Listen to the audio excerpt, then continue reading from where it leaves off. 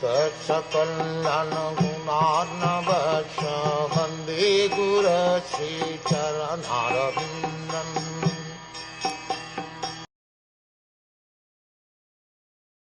O greatest among human beings, it is very difficult to ascertain the particular miscreant who has caused our sufferings, because we are bewildered by all the different opinions of theoretical philosophers.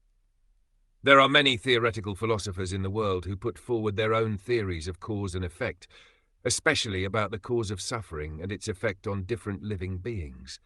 Generally, there are 6 great philosophers. Kanada, the author of Vaisheshika philosophy; Gautam, the author of logic; Patanjali, the author of mystic yoga; Kapil, the author of Sankhya philosophy; Jaimini, the author of Karma-mimamsa; and Vyasadeva, the author of Vedant Darshan.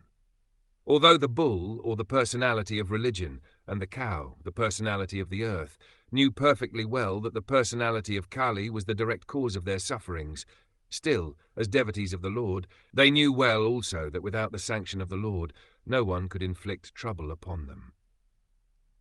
According to the Padma Puran, our present trouble is due to the fructifying of seedling sins, but even those seedling sins also gradually fade away by execution of pure devotional service.